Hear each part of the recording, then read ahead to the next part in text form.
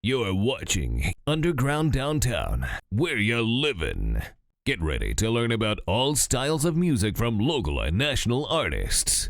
UDTV, all styles of music, culture, and comedy. Your host for this journey is Wolfman. What's up, UDTV, Underground Downtown Television? This is Wolfman, and I figured I needed to pop my interview cherry here in Hollywood. What better way to do it? Quinton with Enrot. How you doing, brother? How are you? I'm fucking great, man.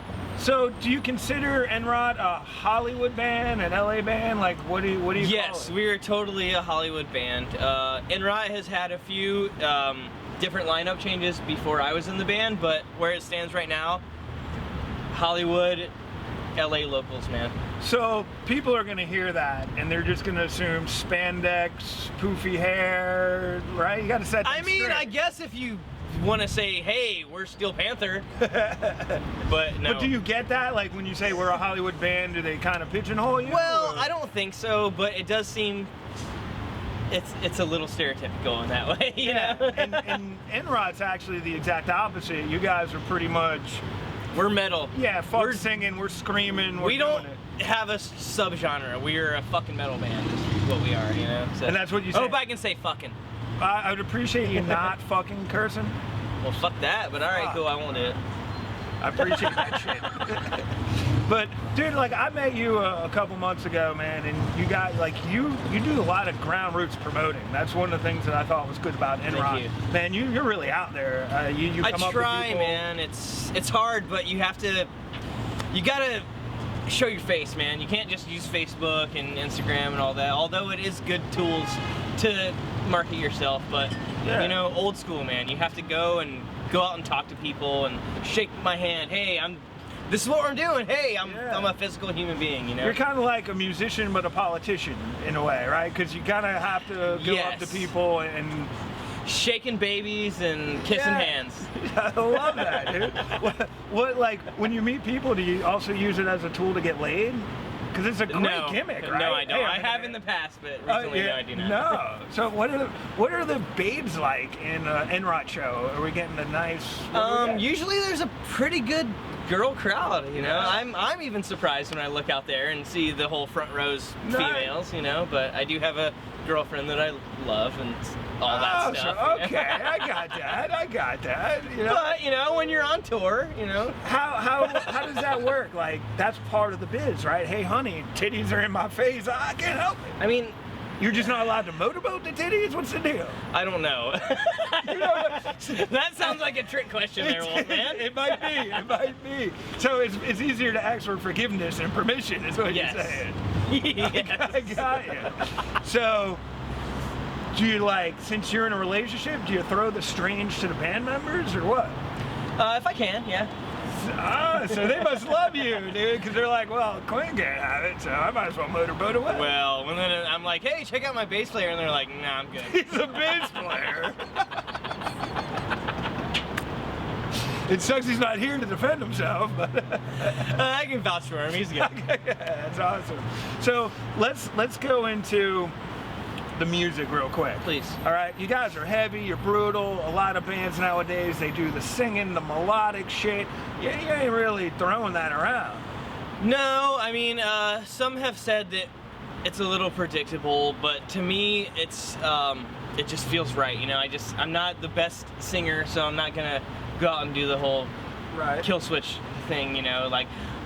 I'm gonna go heavy on the verse and then I'm gonna sing like this on the chorus. You know, and it's now I just changed my mind. I was all pro, you're not. It's not me, man. I'm old school growing up.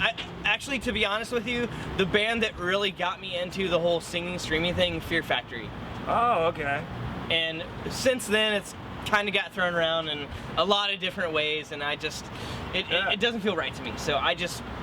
You know, we're heavy, we're not the most brutal band, we're not the fastest, we're not the fucking hardest band, but we do what we do, you know? Yeah, I consider you like melodic heavy metal, like what real metals, you know what I mean? Like you guys I mean, yeah, some call it groove metal, okay. You know, because you don't lose the song in there, you know? Right. There's still music in there. It's not all blast beats, it's not all fucking pterodactyls.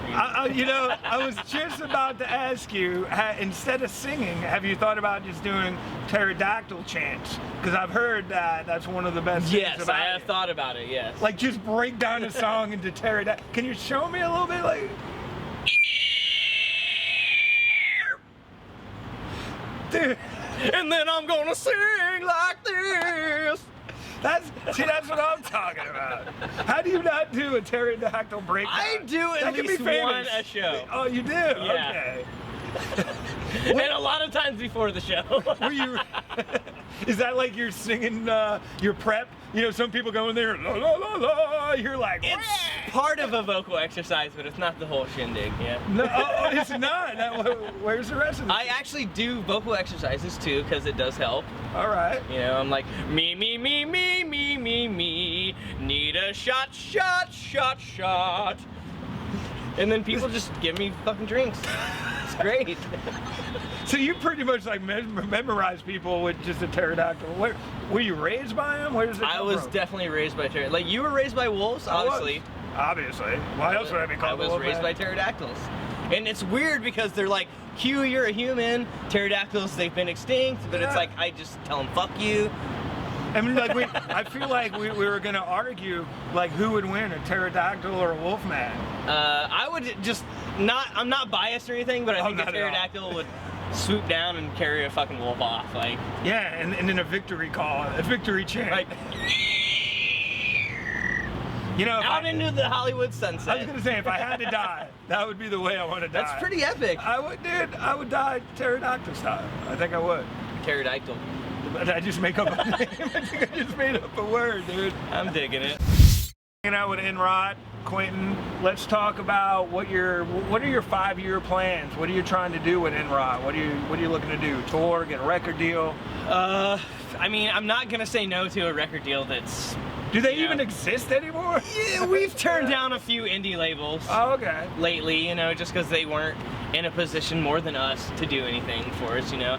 We are getting ready to do some shows out of state, do some small time touring right now. We're working on an album, just, you know, doing the thing, man, that bands do right now, trying to get out there a little bit. We've created a Hollywood following a little bit, and now we're trying to branch out a little bit. And you're straight up a DIY band, like a do-it-yourself. pretty For the much. most part, yeah, because we're riding on a budget of zero, you know. So everything that we've done, music videos and Right. shows and everything, have basically just been people that have faith in us and want to help us, you know, which is really cool. And how does that work with doing like buy-ons? Because like, unfortunately, the business is it's a lot like pay to play. So like, is it hard for you as a do-it-yourself to get onto these big It is, shows? but we don't really do pay to play. Like, if you want us to play the gig, you're gonna fucking ask us. You're not gonna be like, hey, Yeah. you wanna pay $200 to play with fucking Joe Schmo's fucking sidewalk band, you know? I mean, even like buy on tours. Like, say you wanted to get on with a tour. Dude, that would be 'Cause great, Isn't it but- harder? Like, so you're wanting to book the shows yourself,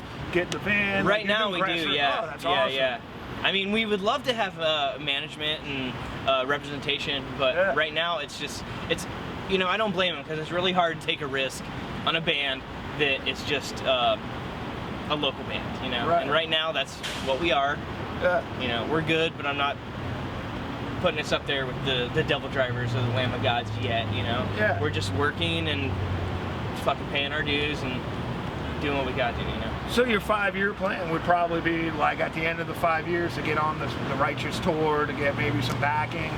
I would say that's more like a 3-year plan. Okay, I like it. I like it. And You go right, get it. Right now, we're just, you know, working on the new album, new songs, trying to put it out there. We're branching out. We hit it very hard in LA and Hollywood the last year, and just trying to establish something that's, you know, everybody's doing the same thing, man. So rather than reinvent the wheel, just make that experience something that people can really dig, you know. And how do you feel Enrot is different than your average metal band?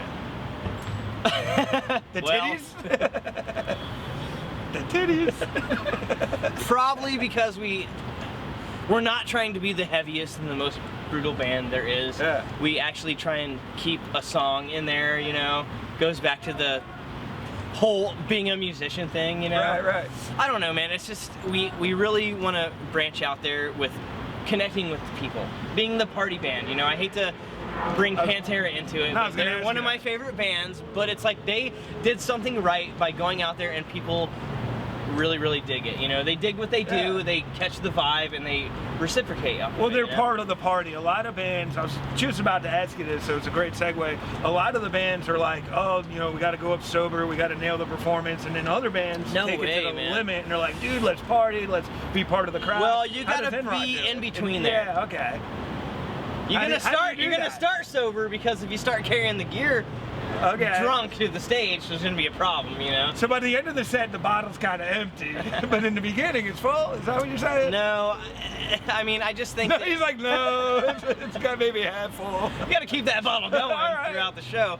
You're like, one bottle? What are you talking about? No, but I think it definitely hits home when people are sincere. You know what I mean? Like, hey, let's do a shot. Yeah. Let's have a beer. You know what I mean? Like, when you're on stage, make people a part of the show. Absolutely. Don't feel like you're fucking Kiss and you got fucking 7-inch platforms on and you're too glittery than gold to even fucking connect with the fans. You know what I mean? Yeah, like, absolutely.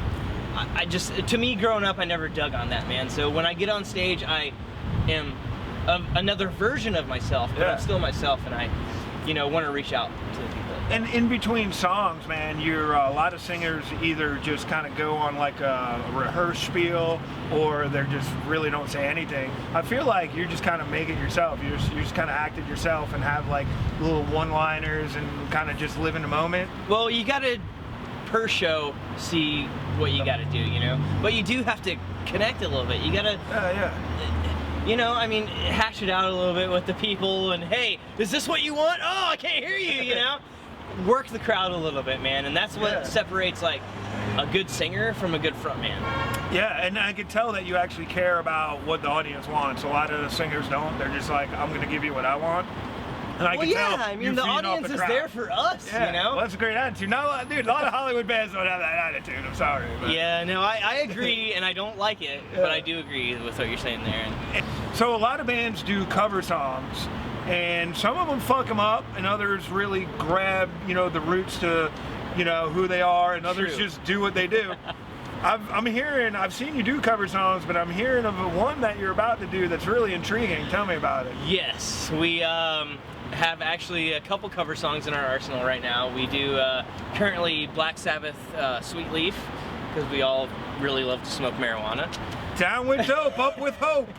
And then we do Pantera, Primal Concrete Sledge, because it's not your usual like, hey, we're gonna go and play Walk tonight. Exactly. But right now we've been working on a Queen song for all those fat-bottomed girls out there. I like my booties. I like my booties around. So yeah, we're trying to bring, we're making a rock song, not so rock, you know, we're kind of making it steel. Yeah, I was gonna say, and you're like, no melodic, like, but you said you guys are doing... Well, we have like a 4-part metal harmony with the vocals, because we all do sing in the band. Not like me, of course, but we all do sing something in the band. I have an awesome backing vocal section in Enrot, you know? So we're doing Fat Bottom Girls, you know, you make the metal world go round. I like it. Are you planning on recording this and releasing it, or is this just a live? Right now, I don't know. We're working on just doing a live thing right now, but we may record it and put it out as like a free download or something. That's awesome. So when you're not stroking my goatee, and you could actually be helping the younger generation of musicians, what advice would you have for someone trying to start a band? Man, that is a fucking good question. Don't? No. Yeah, if someone asks you to move to LA to make it big, fucking go live in your mom's basement.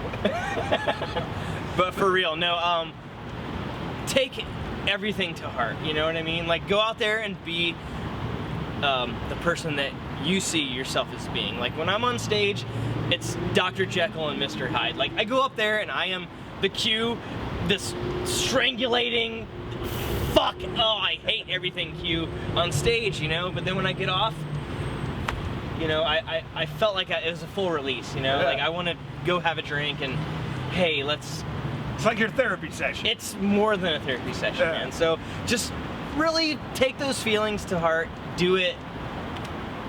Don't try and make it big, kids. Yeah, But do it. Go out there and be everything you can be. Like, it's about following your dreams too, right? I feel like that's what you did, and that's totally. that's why I'm totally. here. I moved out here from fucking small town Ohio to make it big in Hollywood, California. You know what I mean? Yeah. So, regardless, man, go out there and do it, and just be happy for yourself. Because it doesn't matter what anybody says or does. They're not gonna choose your happiness. You know? It's true. If you could make fun of your band right now, where they can see you and they're not here to punch you, what would you say? Would you make fun of them at all? No, I mean, No? if they have been following my Facebook, they've been made making fun of fun enough. of me, and I've been making fun of them. You know, I give a little fucking pterodactyl fucking swoop. I seriously On a dude, wolf, man. My Yeah, you know- Wolfman thing we like clicked in. Hey, a true wolf would fucking hide from that shit. I did. That's awesome, man. Do you guys do any pranks with each other? Do you have like a good prank story? So like being in the band, what are the best pranks? What do you guys do to each other? Man, I don't do a lot of stuff, but you know, sneaking up on a motherfucker when they're sleeping and going like right in their ear and fucking grab them by the back like they're getting carried away. That's awesome. Scares them a little bit, you know. Do you ever do that when they're in like mid-sex? Because that would be awesome. I honestly have not had sex with my band. That's not what I meant, but that was a good read. Good read. Apparently you're not that close to your band. I thought all bands had sex I mean, with we each other. circle jerk and stuff, but you know. Is that like, you know, some people go, whoa, Enrot. You're like, woo, cookie. Sure. You're like, I don't fucking know. All right, well, dude, you do the pterodactyl. I don't really do a good howl, but I think we should compete. All right, you go first.